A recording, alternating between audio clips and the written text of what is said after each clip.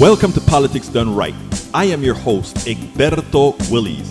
This is a progressive program that will take the mystery out of politics. This is the program that will encourage you to make sure government becomes we the people. Whether you are liberal, progressive, conservative, or otherwise, you get to air your point of view. We are an independent media outlet that, unlike mainstream media beholden to corporations, we only owe allegiance to you. Remember, you can also send me a tweet at EGBERTOWILLIES. That is at Egberto Willies. Let us engage. It is Politics Done Right.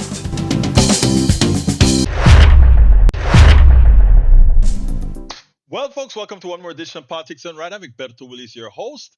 I am looking at the screen right now, and for some reason, it seems like we are not connected to our Substack. So as I check the Substack connection, let me go ahead and requeue that as we speak. I think the connection with the Instagram is working, but let's go ahead and requeue the connection with Substack to see if we can actually get that on its heels and running. How is everybody doing this afternoon, this morning, this evening?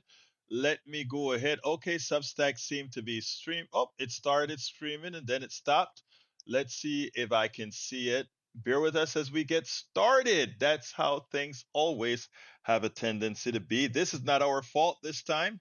This may be the fault of the Substack being overloaded. I don't know, but I am checking right now on the phones and everywhere else. Anyway, folks, how are you doing this afternoon?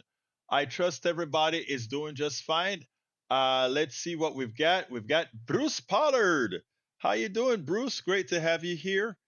Where is it? I am still. Give me a few seconds to try to make sure, because I want to get all our people on before I get into the core of what we're talking about. So what I think I'm going to do, folks, is I am going to requeue Substack with another ID and see if that will solve the problem, because I do want to get our Substack audience on as well. So bear with me as I queue that.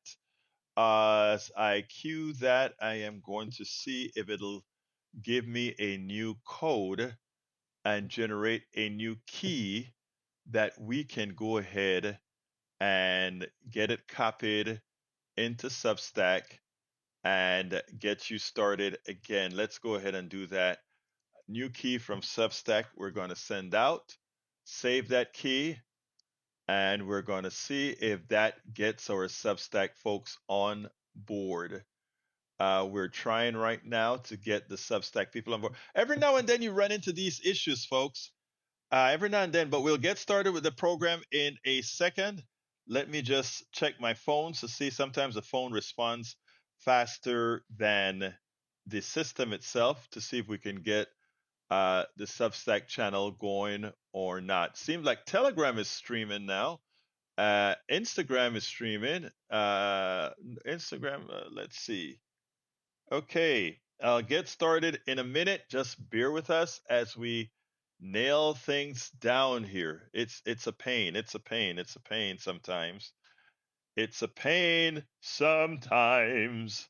It's a pain sometimes. Let's see if, okay, it seems like we are in fact live on Substack now. It just queued up. Let me just tell my Substack friends, it wasn't us who did it. It wasn't us who did it. I promise you, it wasn't us who did it. Now let's see if I can get the queue on so I can see the messages from you guys as well. All right, let's go ahead and get started. Welcome aboard. In the house, we have AVQ numero uno from Brooklyn, New York. Welcome. How are you doing, AVQ? El Señor Ratner, great to have you here. Also, we've got Patrick Magner numero dos from Houston, Texas. We have in the house Lisa Blair. Hello, everyone from Atlanta, Georgia. And of course, our Joanne from Los Angeles, California, Yvette Avery Herod, Atlanta, Georgia, Jacqueline Campizzi, Katie, Texas, May Wood from Long Beach, California. We also have Bruce Pollard from Kingwood, Atascocita, Eric Hayes from Kingwood, Atascocita, Carl Cox from Riverdale, Georgia. We also have in the house Lee Grant from Montgomery County. Welcome, Substack. We didn't start late. There was a problem with the queue while we're just setting up. And in fact, if I'm looking at all the signals that are going to you, even though we're live on Substack, according to our backup here, the signal isn't quite complete there yet, but we hope things get better as we go on. All right. Let's go ahead and get started. Michael Rudnin starts with AP News. Worst case scenario of famine is happening in Gaza. Food crisis experts warn. The worst case scenario of famine is currently playing out in Gaza Strip. The leading international authority on food cry said the new alert Tuesday predicting widespread death without immediate action. The alert still short of a formal famine declaration. Don't know why. And this is a famine caused by another country, right? Let's say the alert will short of a follows an outcry over images of emaciated children in Gaza and the reports of over 100 hunger-related deaths. This is a man-made imposed famine, and as aid trucks and other shipments are being militarily blocked from reaching the starving, this is a horror. Folks, you have got to, Israel, look, I've got to say this. This is no different. What is occurring in front of our eyes, unlike what the Nazis did it in quiet without a lot of people knowing. You are actually seeing the same emaciated bodies that you saw in the Holocaust in front of those detention centers, or those whatever you call them, where you saw those emaciated bodies, those people going down to their skeletons, those people that were cracked skulls. This is what you are seeing in Gaza now, perpetuated by a war criminal named Netanyahu, and we are acting like it's nothing. Elitsa Slatskin, Democrat from Michigan, went on to the show with what's her name? One of the network shows with Crystal Ball. And Crystal Ball said, if you agree and believe that what's occurring in Gaza right now is a genocide, would you still give the military support to Israel?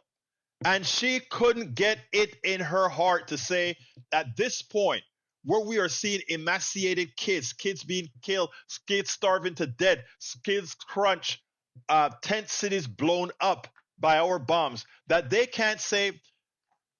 I would have had a little bit of respect if she had at least said, we are going to tell Israel to stop it right now or else nothing. They couldn't say that. Again, you look at the bodies in Gaza, it looks no different than you see the bodies in concentrated camps in Auschwitz or anywhere. Comparison, people don't want you to make that comparison. I think you should start making that comparison. There was I saw a piece yesterday, I think it was on TikTok, where a Jewish activist came out and said, I cannot believe that my country has actually perfected what the Nazis did. That was coming from a Jewish resident of Israel. A Jewish resident of Israel said that.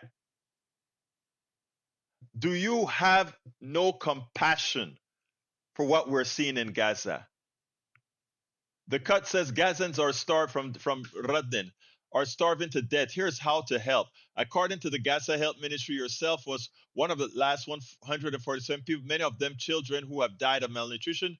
The death toll is expected to increase, with more than 2 million people in the Gaza Strip experiencing critical risk of famine. There are numerous humanitarian agencies listed in this article that are still trying to help. Donations are welcome. If you can't see the horror in this, what can you see? Welcome, Lisa Blair from, I think I got you guys already.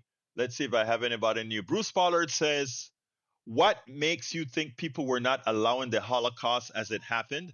Go to the Houston or Dallas Holocaust Museum and learn the details.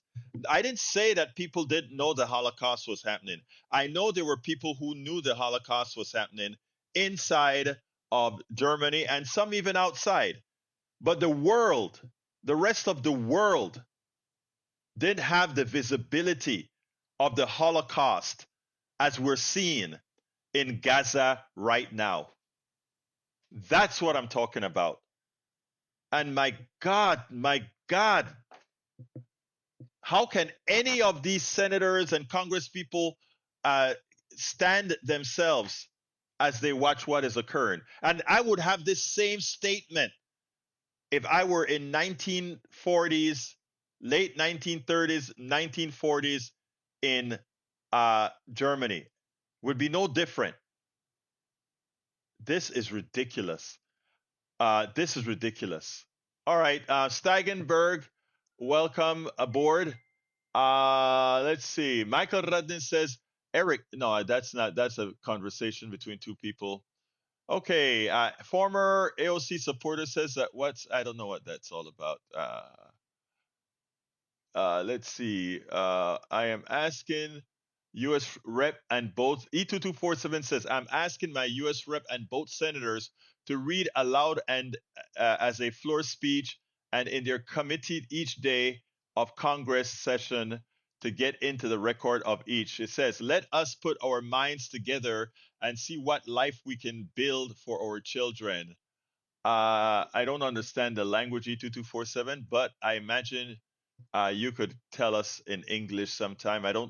That particular language is not Spanish, so that's the only other language I speak. Okay. All right. Harry Danson says, good afternoon, Egberto. La Hacienda Politics. Welcome aboard, my dear brother. Lee the Bearcat says, what is being done in your local community to support Gaza? How can Hamas even be empowered? It's not about Hamas at this point. It is not about Hamas at this point, Lee the Bearcat. I think it's now. I think what Israel is doing removes all notion. It's Hamas at this point is a distraction. I'm sorry. When you see what Israel is doing to the kids and women, etc., Hamas is now a distraction. All right, welcome aboard on Substack, John A. Davis, Lorraine Vidal, Lori Catlau, Do You Lie? John, come on in. Yeah, I have a comment I want to make about that. It's been a genocide, and it has just been ethnic cleansing. Now it is a full genocide. So, yeah, it absolutely is. And my thing is, you cannot see what we're seeing and not do something about it. And that's what look, I am for wiping out anybody now who gives anything to Israel until this stuff stops. I'm for absolutely zero support for Israel. I'm sorry. And that isn't my statement. I absolutely agree. And it's not an anti-Semitic statement. It is a humane statement. We are complicit.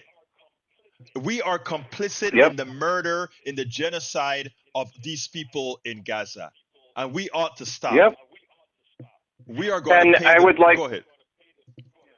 No, I would like to say, they say 80,000 or whatever.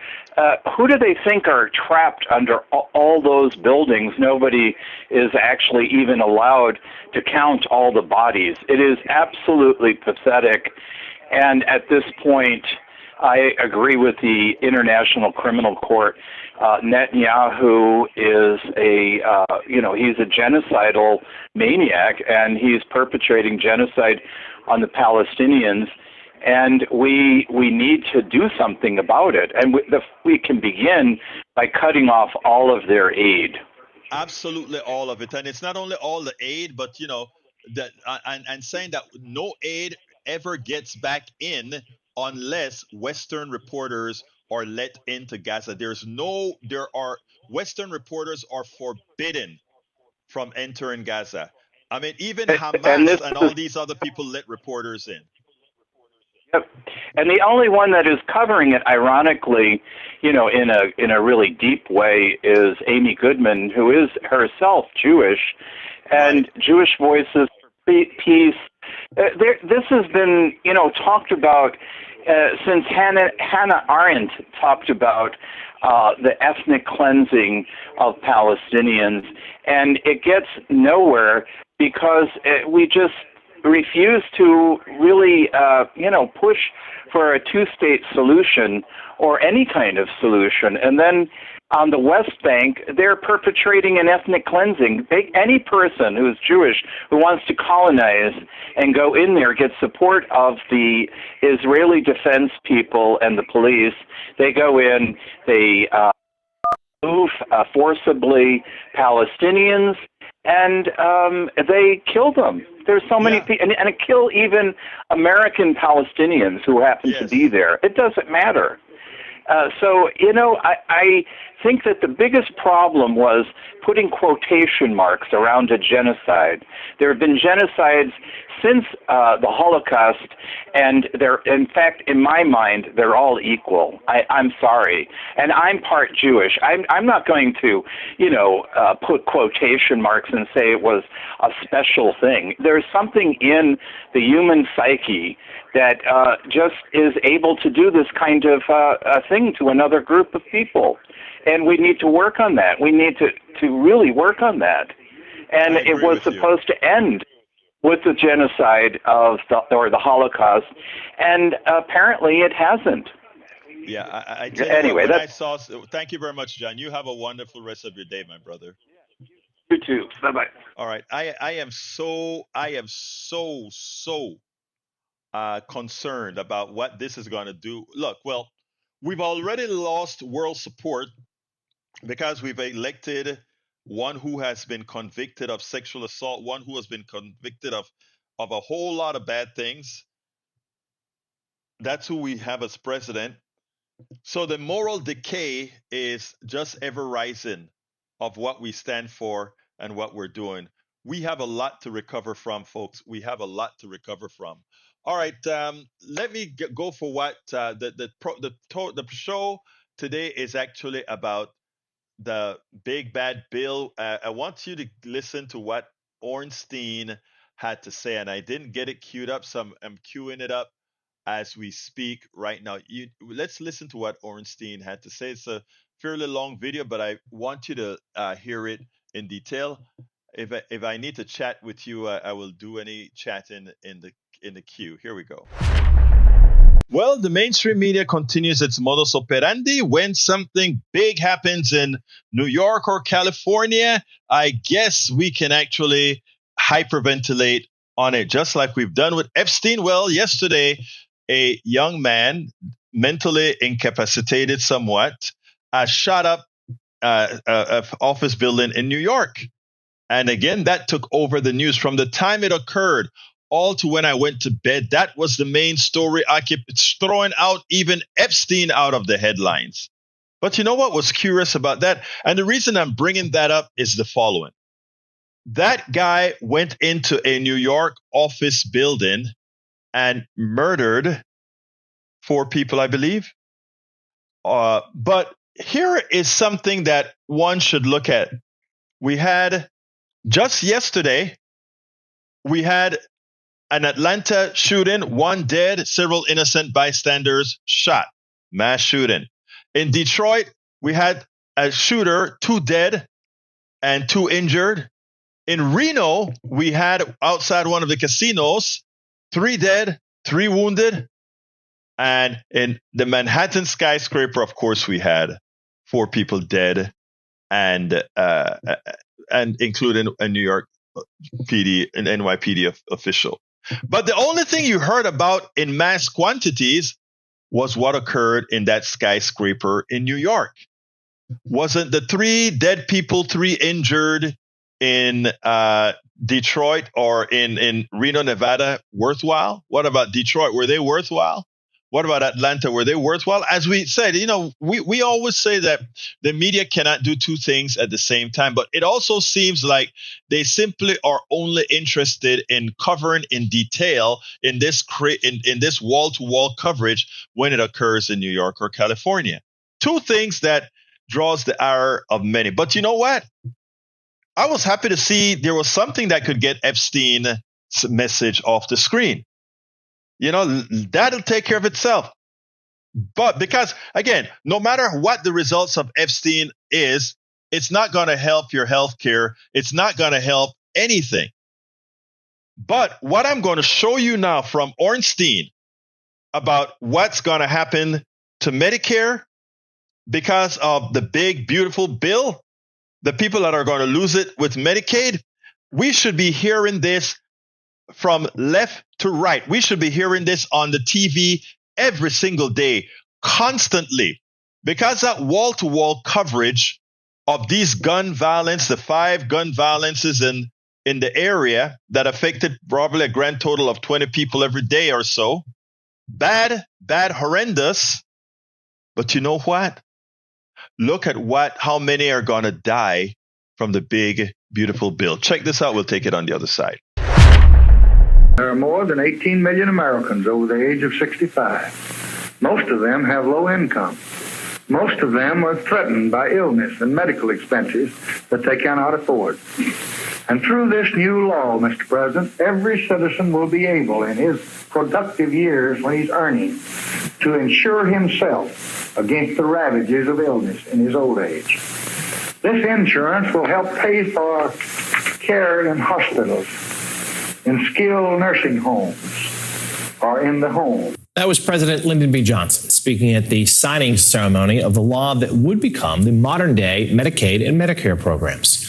Tomorrow marks the 60th anniversary of that signing, as the future of the 2 landmark healthcare programs is in question. Our next guest says the cuts in President Trump's so-called One Big Beautiful Bill that target Medicaid will actually impact Medicare as well. And joining us now, retired scholar at the American Enterprise Institute, Norm Ornstein. He is the co-author of the book titled Intensive Care: How Congress Shapes Health Policy. Give us your assessment here as to the impact of this piece of legislation. Let's start, John, with the reality that we had a hellscape in America before 1965 for senior citizens and for poor people. And it's been transformative. We've seen all of this attention on the Medicaid cuts in the so-called One Big Beautiful Bill. But what's gone largely unnoticed is that because this bill adds trillions to the deficit, we've had a provision in the law called PAYGO, pay-as-you-go budgeting. And that means automatic cuts in a number of other programs because we're going deeper into debt. $533 billion scheduled to be cut from Medicare over the next decade, 4% a year. And it's going to create real problems, and not just for seniors, because we have a lot of other people who are affected by Medicare. And of course, it's interrelated with the whole healthcare system. So with the changes in the Affordable Care Act, the changes in Medicaid, we're seeing from hospitals to doctors to the entire infrastructure of the healthcare system is under siege. So tell us some of the real world impacts here. Who are some of the people across this country? And let's be clear, many of these people voted for President Trump. How will their lives change? What's so interesting about this, and tragic in many ways, is that the people who will be most affected are the Trump voters. It's rural voters, it's poorer white voters, it's people in small towns that don't have as much of an infrastructure in the healthcare system. We've already seen stresses in hospitals. And one thing that's also important to remember is that it's not just the hospital hospitals that are going to go under or dramatically cut their services. That will put enormous strains on every other hospital. And that means that we're going to see stresses in the system. We're going to see, if you're going to an emergency room, no matter where you are, you might have a wait that's much, much longer. We know that some doctors, if the rates get cut, are going to say, we're not going to take Medicare anymore. And that means people are going to have to find other providers. And when you add to that, we have a lot of dual eligibles, people who are on both Medicare and Medicaid, poor people. The nursing home program, which is the largest share of Medicaid, we're already seeing nursing homes under stress and closing. You know, before we had Medicare and Medicaid, seniors who were unable to care for themselves were either out on the street or having to live with their families. Now, because of Medicaid and its interaction with Medicare, they can go into nursing homes. We're going to see problems all throughout the system that we haven't had nearly as much of in the last 60 years. Norm, is there any way to counteract this other than restoring the money? I mean, are there any efficiencies, any changes in the system? I know you're an expert that perhaps could ameliorate. So we might well see. Remember that in the One Big Beautiful Bill, they put off the Medicaid cuts until after the midterm elections. Yeah. The Medicare cuts are supposed to take place earlier. And we've seen in the past when this was supposed to happen that Congress passed a bill saying, no, we're not going to make those cuts. That may happen again, although you have a lot of Republicans who've been eager to take on these programs. If they don't make these changes, you know, we'll see some ability. I'm sure everybody in the healthcare system, all the practitioners, don't want to have it falter. They'll try and find ways. But you start to take money out of a system that's already under stress. And again, it's like the parts of your body, the organs are not separate. If one starts to fail, others begin to fail. With the changes that we know are going to take place in Medicaid and in the Affordable Care Act, people losing their insurance, we're going to see a ripple effect throughout the system. This is not going to be solved by efficiencies or by the unreality that so many people are leeching off the system, not working to get the benefits. That's just plain false. Yeah. It's not going to happen. Now, folks, before I continue to talk about the bill, I want to remind you of something. As bad and as big a deficit as this bill is likely to give, there is an out that Donald Trump thinks that he has. And if we let up on that issue again, not speaking about tariffs, remember what I said. The media concentrated on Epstein. The media concentrated on the gun violence in New York, not the one in Detroit, not the one in Nevada, not the ones in all these other places, but in New York. But here is a big deal. They don't concentrate on the tariffs ad nauseum, whereas every American citizen is going to now are going to have a new tax on them to try to mitigate some of the deficits created by the big, beautiful bill. And Donald Trump is hoping that he can throw enough tariffs on all these products coming from overseas to make the bill not as bad as it is. And that's why sometimes I'll talk about Donald Trump could win the tariff argument, even as the big, beautiful bill that's going to terrorize Americans' healthcare is kept in place. But again, Americans don't know that their tariffs, they themselves are paying it, and a lot of it, rumor has it, it'll collect over the next 10 years at least $3 trillion in new tariffs. And that $3 trillion is not going to come from the wealthy people, because that $3 trillion is coming from all of you and then being transferred immediately to the wealthy in the form of the tax cuts they've received. Okay? Now, that budget deficit caused by the big, beautiful bill, Medicaid loss as well, is going to have to be partially covered as well by whom? Medicare. So a lot of the deficit created by that wealthy tax cut, it's not only going to come from Medicaid, meaning shortchanging people in Medicaid, it's also going to come from the sequestration that will happen in Medicare that they didn't have to get closure for, and you are going to pay for older folks with lack of services, with lack of being able to see your doctor, with the lack of your medicines coming out of your Medicare. So when we tell you this is bad, when you hear Ornstein talk about this being bad and what it's going to cause, it's not up for debate. The question is, how bad is the pain? Because we know who's going to bear the pain. As Ornstein have quite made clear, the people who voted for Donald Trump, the predominantly white, poor MAGA, who are his biggest supporters, is the one that he's causing the most harm to. Not only with the big, beautiful bill, as I mentioned before, not only because the Medicare is going to be cut by law that was passed under several past administration, but also because that tariff that you hear about, it's also his people who shop at Walmart, his people who shop at Payless, his people who shop at all these other stores. They are going to be paying that extra tax, again, out of their own pockets. So he's ripping them off by charging them a tariff.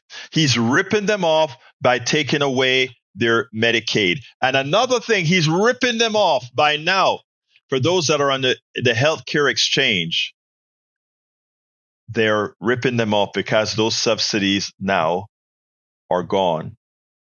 If you want to know what the mainstream media should be talking about hour after hour on every single corner, that's the issue that will most affect most.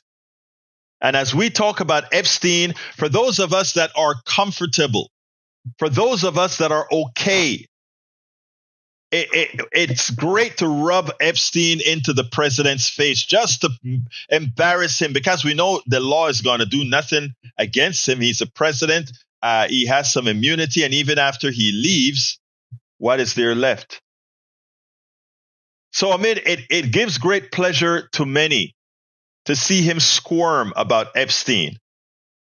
But what I squirm about is what's going to happen to most of my fellow American citizens who lose their Medicare, whose Medicare is attenuated, who loses Medicaid, who loses SNAP, who has to lose their insurance altogether because they cannot afford the exchange, the Affordable Care Act exchange. That's what keeps me awake. That's where I get my, do these people know how bad it is going to be? And that is what I think a responsible media should be telling the American people. This is going to be a lot worse than you could possibly imagine.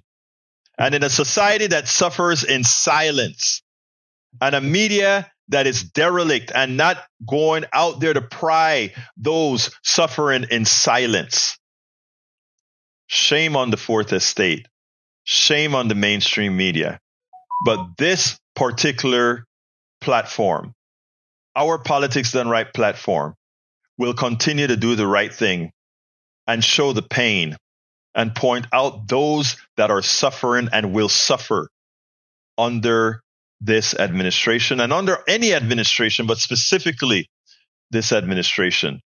As others play with people's feelings, as others play with the content they get from the Epstein saga, I will continue to work on that which is going to hurt most Americans and try to put in us, what can we do to mitigate this issue? Unfortunately, it seems like we're going to have to feel some pain.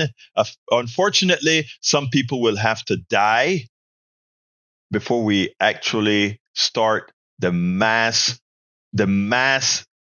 outing of those currently in the Senate and Congress, both in state and federal, and get the job done. Folks, we have to start critically thinking and doing the right thing.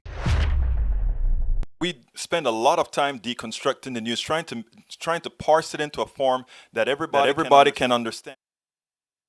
We try to parse the news. That's what we try to do. Let me go ahead and I want to address Mr. Eric, because like I said, I don't answer crap.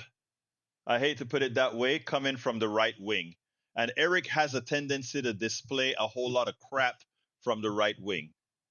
But what I do want to show is I do want to address it, because we do have MAGA folks who still have a functional mind, that will listen to some of our podcasts. Okay. So Eric says everyone gets a tax cut, as if he's saying something grandiose. Let's be clear. This is what the tax cuts look like. The bottom 20% loses 2.7% of what they make. Okay? And the bottom 20, the next 20%, they get a 0.2% increase in their income. The next percentile, the top 20%, gets a 2.3% raise, let's say, in their income.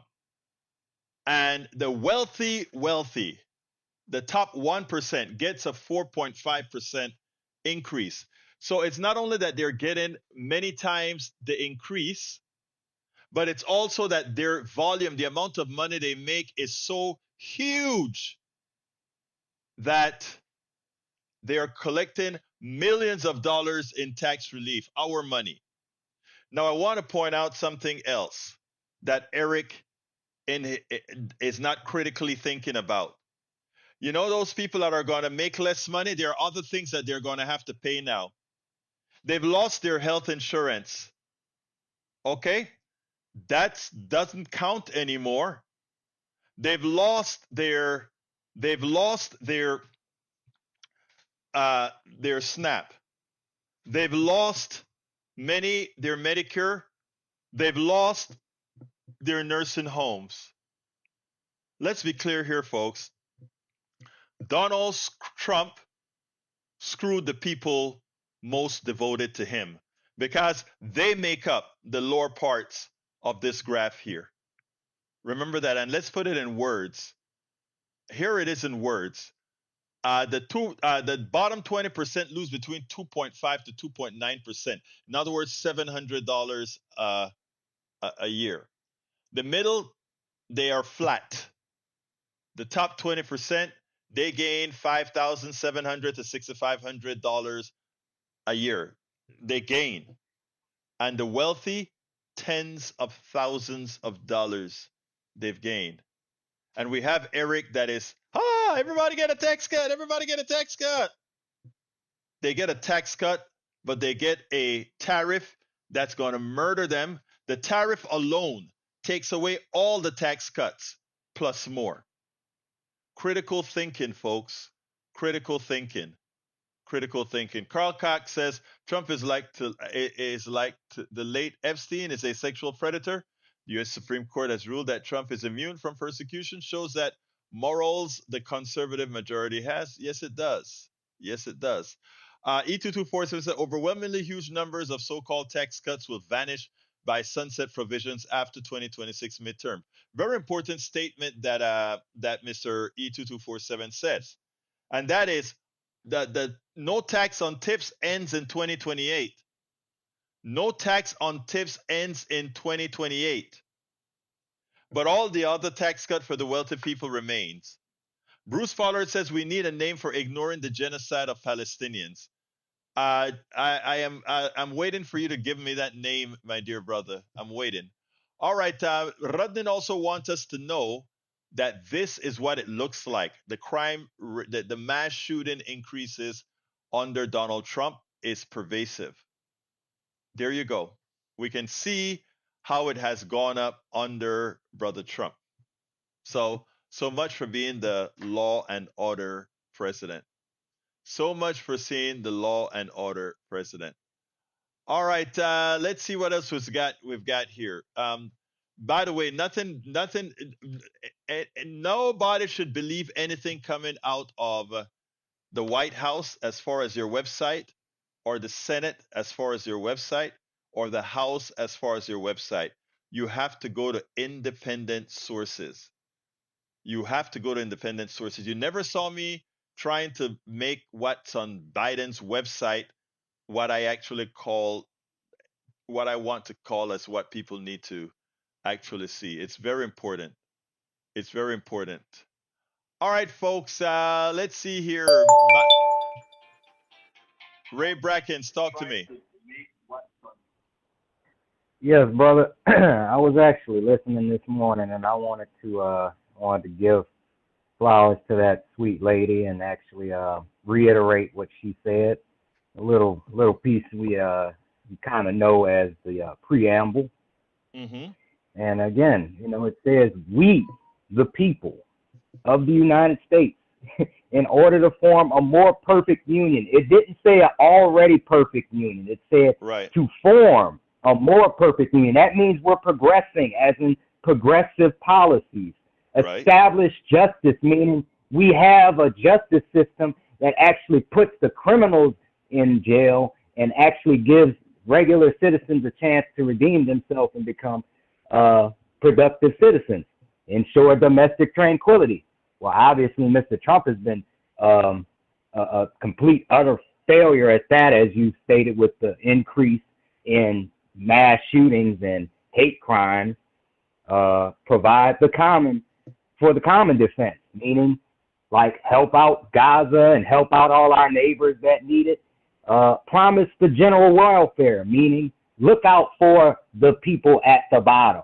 That's where the general welfare needs to be had. And secure the blessings of liberty to ourselves. That means we need to vote and protect it. And prosperity, and ordain and establish this Constitution. You know the rest. But basically, I just took that and broke it down to what that means. And Donald Trump gets a F- on every single promise that the preamble gave us. So anybody who says there's a constitutionalist, especially, I'm looking at you, Ted Cruz, with your little book in your back pocket, you're a fraud, and everybody else who thinks that is a fraud. But I digress. Your thoughts, Egberto? You're absolutely right. I like the way you went ahead and take out every phrase and put it in common English. That's very important. We have and you know what is disconcerting also, and this is why in this case I do answer Eric. I normally don't, because he comes with misinformation continuously. It is a statement of fact that no tax on tips goes away in 2028. It's a statement of by 2028 it's gone. Okay, that's a statement of fact. He's trying to say these taxes are permanent. It's only permanent for the wealthy. It's only permanent for the deduction, but the other things, it's not permanent. That's a statement of fact. Look it up in reputable sources. Anyway, anything else you want to add to that, Brother Ray Brackens? I mean, they double dipping. We got to call them out for who they are. All these corporations that's getting this money, they're the true welfare queens, and they're sucking off the teat of our hard-earned tax dollars, and we can't stand for it. But we got to do what we can do. Let me qualify something, because one of the things that money does, or your wage due to us, your wages due to us, is it gives the impression that we are getting something from them. Let me give an example. If I'm a garbage collector, if I am a garbage person, I go ahead and I collect garbage around the city. My income is, let's say, $20 an hour. Okay? Let's say that stockbroker that lives in the home where I collect that garbage, right? Right. I am only worth $20 an hour, but he may be worth $10,000 an hour. Okay? Is his value to society worth $10 an hour? If I don't pick up the garbage throughout the city, we start to get people that are sick, we start to get infestation, etc. If he doesn't show up to work, that stockbroker, things continue, because capitalism is on autopilot. All he does with his job is really to maximize and take away and extract more from the system. My thought, what I'm trying to get across here is America and our economic system does not value people commensurate with their value to society. And as such, if I make $20 an hour and I need to get a stipend, if I need to get a subsidy from the government on which that stockbroker pays more of his income for, he can go out and say, well, look at what I've done. My money has actually subsidized that garbage person. And the truth of the matter is no. The value of that garbage person has not been realized commensurate with his job. While the converse is true, the opposite is true for that stockbroker's value to society. So he is responsible for having unearned income and giving it back to make society work. He's not doing a favor by paying taxes. And this is what we have to get over with the wealthy, with the billionaires. They did not earn it. We did. It is it's because they shorted us what we are, what we deserve, what we make, what we should be commensurate of. That is the reason why we charge them more. And it is so hard to put into people's minds their worth. Are you a garbage person collecting people's garbage? Thank you so kindly. Are you cleaning out sewers? Thank you so kindly. You are underpaid because that wealthy person's crap that he lets out every day, if you aren't there, his life is miserable. We have to understand our worth. Whether you're a garbage man, whether you're a secretary, whether you're a teacher, whatever you are, you have value. And your value isn't a fraction of the wealthy. It's simply that the wealthy is a better thief. Or I shouldn't say a better thief. The wealthy in general, they are legal thieves because they're following the rules of our economic system. They're legal thieves, and unfortunately, you are the one being stolen from. All right. Anything else before I move on, my brother? You said it all, brother. Egberto, it basically is a society where the better life goes to the highest grifter, and we need to knock these leeches off of our society. That's what they are, leeches. If you look at the wealthy, the vast majority of the wealth they've earned is unearned, or that they've taken is unearned. And we can prove that mathematically. Thank you, my brother. You have a great rest of your day. Okay? Thank you for everything you do. I appreciate it. Yes, sir. All right. I want to jump to immigration because of a TikTok that I saw, and I wanted to bring this to you all because this guy nails it. And let's see if I can. I want to speak to those living in what we call the West. Not to judge you, not to shame you, but to help connect something that's rarely talked about, yet explains so much. Around the world, millions of people are leaving their homes. Entire families are uprooting their lives. They are crossing deserts, risking seas, and walking through hostile lands. Not for luxury, not to invade you, but because they were never given a fair chance to stay. And here's why. For decades, Western governments and corporations have played a central role in shaping the economies of poorer nations. But not for those nations' benefit. Through rigged trade deals, corporate land grabs, IMF loans with strangling conditions, corrupt partnerships with dictators, and resource extraction disguised as development, they've drained wealth from the global south to fuel profit in the north.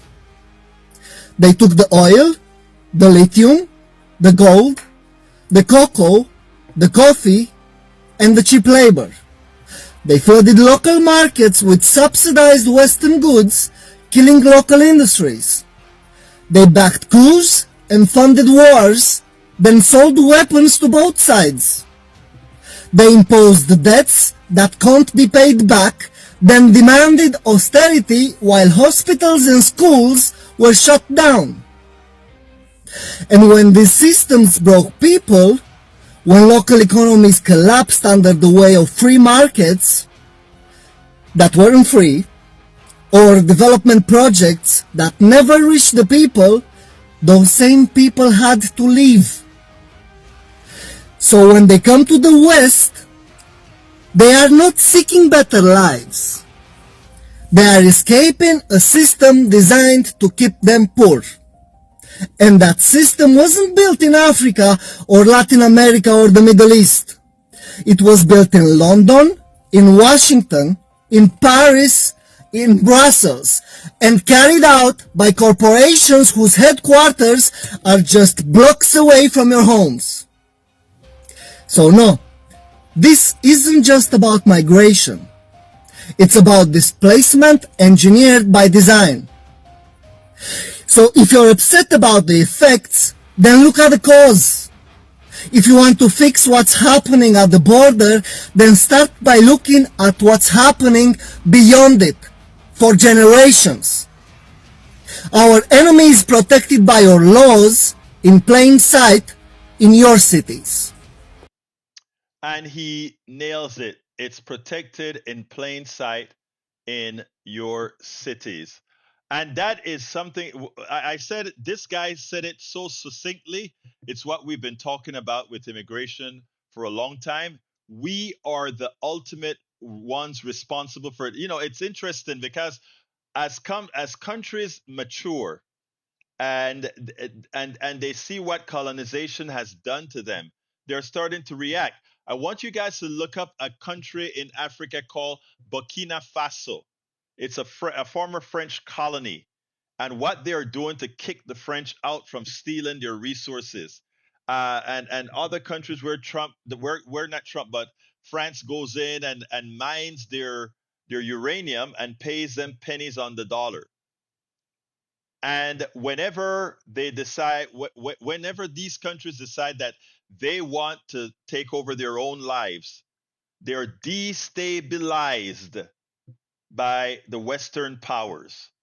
And somehow at that point, the person who wants to take over their own country becomes a dictator and an evil one. Well, there is I forgot his Ferrari is, I think his name Ferrari or something like that, in Burkina Faso. He is really taking his country over, and pretty much away from the French, and is working hard to make it a very viable country, not dependent on the French. I don't know if you guys realize the French colonies used to have to use special money, all minted in France. How the hell are you not still a colony if you don't have your own money? It's amazing. It's amazing. Anyway, folks, we're getting close to the end of the program. I can take a call or two.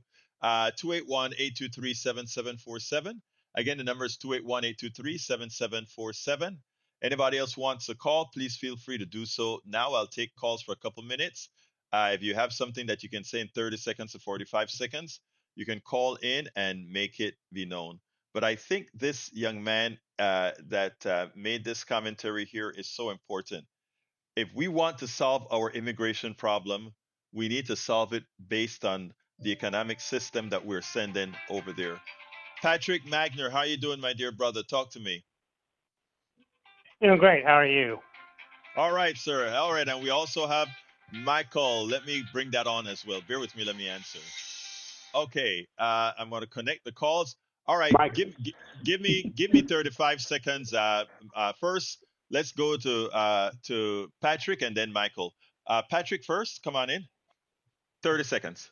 Yeah, I wanted to dovetail off of John. The reason why Israelis are acting the way they are is because they've been subjected to propaganda for 20 to 30, even 40 years.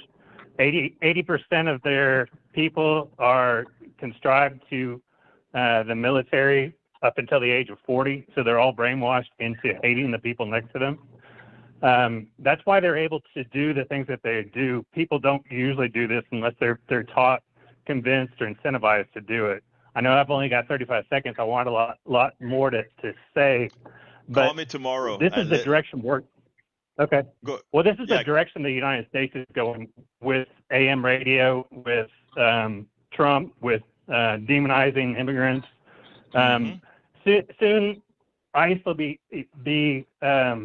going over borders, and they actually already have. They've already arrested a guy that was let's expand on this tomorrow and call me out early so we can talk more about it, because I do want to cover that. Let's hear what Michael has to say. Michael, you got 30 seconds. Okay. Hi, you hear me? Thank you for taking my call. Hey, you know me. This is Do You Lie? And yes, I do work for a healthcare giant. And I want to preface something that you've been hammering on. We just had a big call, and the Medicare is getting cut. Medicaid is getting cut. People are going to suffer big time. We had a very alarming call about how we're not getting as much on Medicaid, Medicare that we can do for Medicare Advantage. It is going to get really, really bad. Thank you all. Egberto, you do a great job. God bless your family. God bless you. Even though you might not like his blessings, I'm giving it to you anyway. And to heck with those Israelis. It's time Thank to you, my stop brother. them. Thank you, both of my brothers, Patrick and Michael. Let's talk tomorrow, guys. Okay, because I got to get out of here. But thank you, love you all. Let me finish up the show. Okay. Sounds great. All right, folks. I got to close out here the way that I always close out.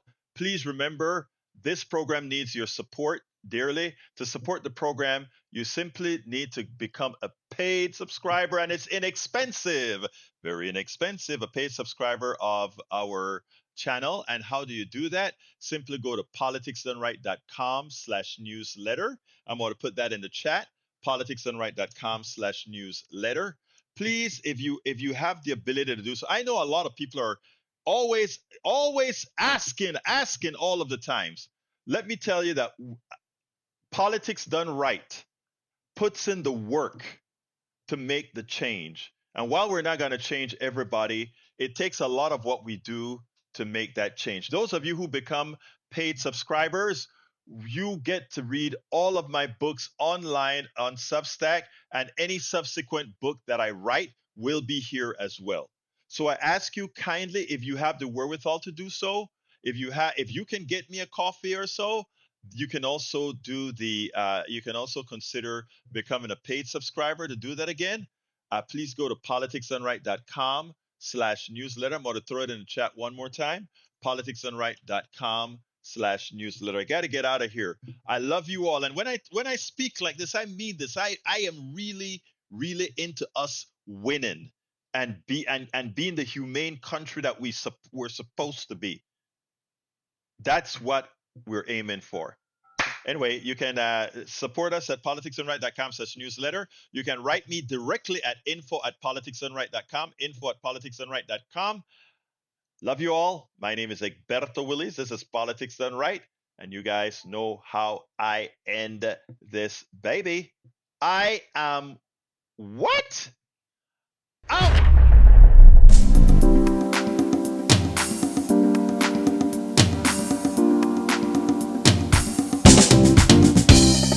Welcome to Politics Done Right. I am your host, Egberto Willies. This is a progressive program that will take the mystery out of politics. This is the program that will encourage you to make sure government becomes we the people. Whether you are liberal, progressive, conservative, or otherwise, you get to air your point of view. We are an independent media outlet that, unlike mainstream media beholden to corporations, we only owe allegiance to you.